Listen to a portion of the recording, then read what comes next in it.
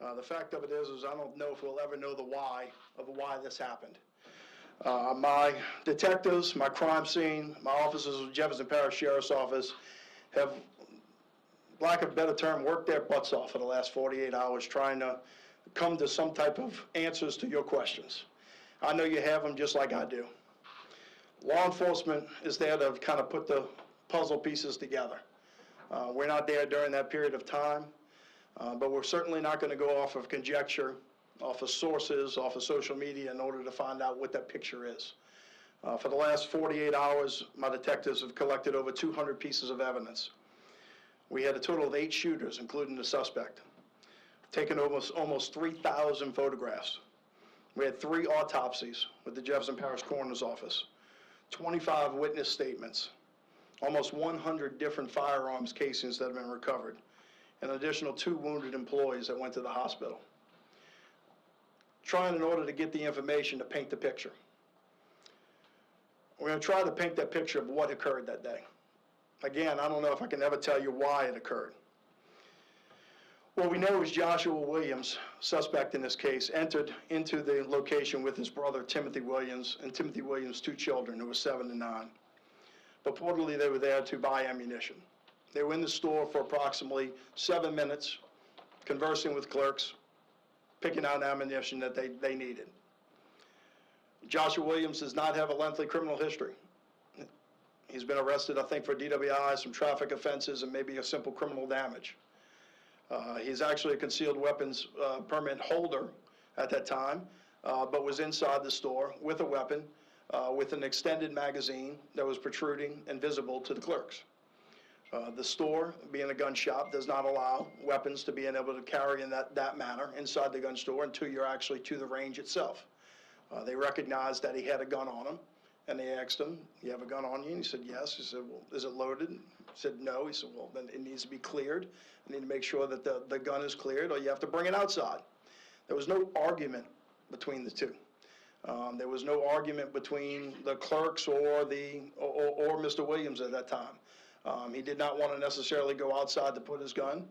Mr. Timothy Williams had admitted that he had his gun on him earlier and actually left it in the vehicle because he knows the rules about bringing it into the gun store. Joshua Williams was not really confrontational from that standpoint. He didn't want to necessarily bring his gun to the car, but he was cooperating because mainly his brother told him to cooperate, and he was walking out the door. There was no angst, I would say, between the employees. Joshua Williams walked to the front door as if he was walking out to the car. When he got out to the door itself, he opened up the door, standing in the door, opening it with it, keeping it open with his body. He produced the firearm at that time, and he actually took a shot outside into the parking lot, probably out over Airline Highway. When he took that shot, he immediately turned the gun inward towards the store. That's where Miss Veronica Billiot was standing. She obviously heard the first shot from what we can gather from the videotape that we were able to see. Miss Billiot was, I guess, looking to exit towards the door. I guess is what was going on, as she seemed to be startled. And Mr. Williams trained his gun on Miss Billiot, firing at least 2 rounds at that time, hitting her and striking her. She ended up falling directly down to the ground after that exchange of gunfire. Then Mr. Williams trained the gun back towards the counter and exchanged rounds of bullets with several employees that were back behind the counter. He hit one of those employees in the arm and exited the store, along with one of the juveniles that happened to be in the store. He exited the store.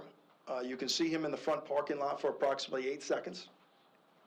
Then he attempts to re-enter the store. As he attempts to re-enter the store, he is blocked by the bar that actually is across the glass door. The glass has been blown out by this time, so he runs into the bar, decides to reopen the door and re-enter the store. The employees at this time are covering. They are down on the ground behind the counter. No one is shooting at Mr. Williams. No one is, they believe he fled. If I can view the video correctly, it looks like he fled. And Mr. Williams travels into the store. His brother, who is laid out on the ground with the other child, is seen waving at his brother, like, "Get out of here." As he walks past the brother grabs his child, and he also runs out the store. Mr. Joshua Williams, as he passes the counter, turns and sees Noah Fischbach on the ground with his back towards him. Noah looked like he was reaching for another gun, trying to attempt to get another gun, but in my opinion, probably did not know Mr. Williams had re-entered the store. He is on the ground with his back towards Mr. Williams when he fires 2 shots into him, one of those wounds being fatal to Noah Fischbach at that time. Mr. Williams then continues to go down the hallway into the back range, looking for, I guess additional victims. He then decides to proceed back to the front of the store, where he opens the door for a moment, encounters one of the employees, and retreats back into the store. When he retreats back into the store, he decides to come out the 3rd time, and as he comes out the 3rd time, he is encountered by several employees. He exchanges fire with one of them, in which he strikes one of those employees in the leg, and then several other of the employees who had exited through other exits through that store, who were at other places of the store and exited, encountered him in the front parking lot, where they exchanged additional rounds, ultimately leading to the death of Joshua Williams. We had a total of 7 employee shooters, including Mr. Noah Fischbach, and the 1 actual shooter. I did say at the original scene that we may have had customers that had fired. There were no customers that fired any shots at this situation. It was all the original shooter, Mr. Joshua Williams, and the 7 employee shooters, all with some sort of training, whether it's concealed weapons, security guard training, and different things that put them into that location. We are going to release a few different videos today. This store had extensive video photography measures, probably 15, 16 different cameras of all different angles. I'm going to cut several of these videos short. Out of the respect for these families that lost loved ones, we're going to set a little bit of a picture here today, but I'm certainly not going to release them all for that. Additionally, with some still shots from it. I want to thank a lot of people. A lot of people really helped out in this investigation, specifically my homicide division, our crime scene, our crime lab, who've worked nonstop in order to produce the evidence that I've been able to share with you today.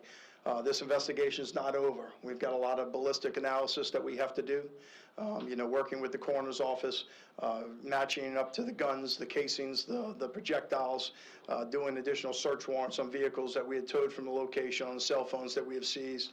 So the investigation is not over. I'm merely having this update today to give you all a better picture of what happened. Our coroner's office, obviously, ATF, who helped out tremendously, showing up at the scene, along with all of our federal partners in the FBI.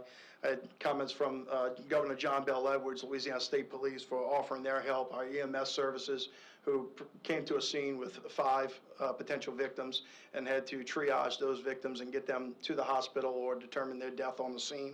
And our JPSO chaplains, who had several of our members out there to comfort the victims' families that arrived on the scene, along with the employees of the Jefferson Gun Outlet. And I want to make sure that I thank those employees. Those employees did not come to work looking for a fight that day. They were put into a decision-making process that they did not ask for.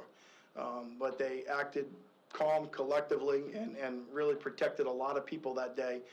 There was a concealed weapons permit class going on upstairs. They were able to secure the members within that room, and then took their own lives at hand in order to exit and to be able to take other positions. And they really did a good job out there of making a horrible situation, which could have been a lot worse at the end of it. And I think it's just important to be able to recognize them for what they had to deal with that day. A few things that we're going to video. I guess that we'll go with the videos first, and we'll release some different spills. We're going to do.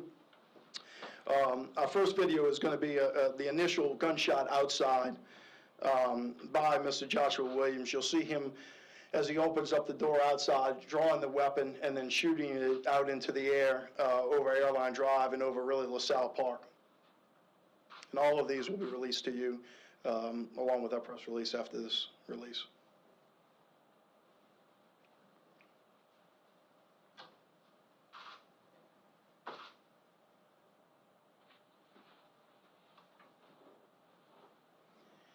If you can see that video, So we'll play it again. After he makes the first shot, he immediately turns inside and shoots additional rounds. The next 2 rounds are the ones that he actually shot into Miss Billiot.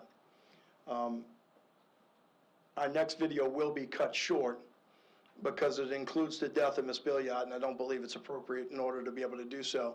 But you will see him turn the gun inside, and it's going to end where he is pointing the gun at Miss Billiot for the initial shot.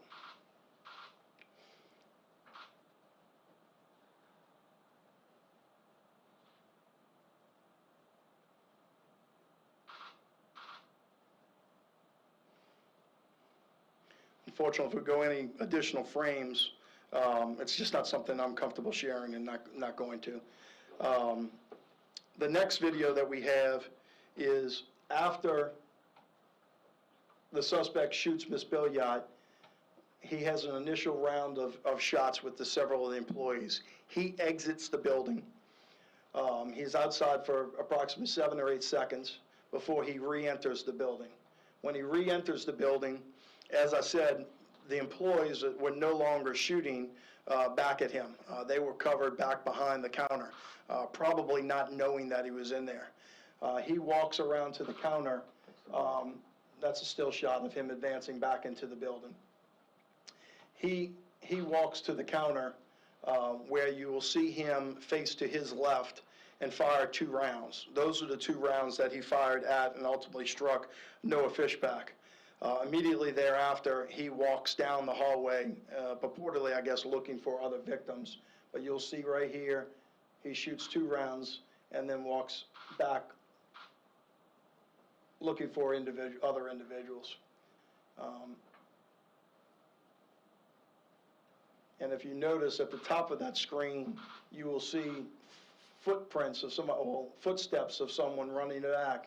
That's his brother getting up, running out the store with the other juvenile as he walked past them.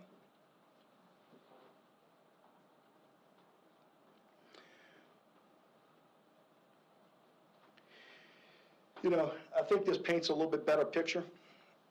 As I said from the beginning, I'll say now, and I had the conversations with the family, I don't know why. You know, there's certain crimes that happen in your career, and this is the one for me. You know, there's no reason that it ever should have turned to this event. I don't know what was going through Joshua Williams' mind. Timothy Williams, the brother, cooperated with the investigation, came in and gave a statement and basically said he believed his brother flipped out. He wanted to apologize to the employees of the gun shop. He didn't have any answers for us either to say that was the case. I think we'll always look for those answers of what happened, you know, but unfortunately, 2 innocent people lost their lives in this case for the actions of one. And with that, y'all, I'll take any questions that y'all may have.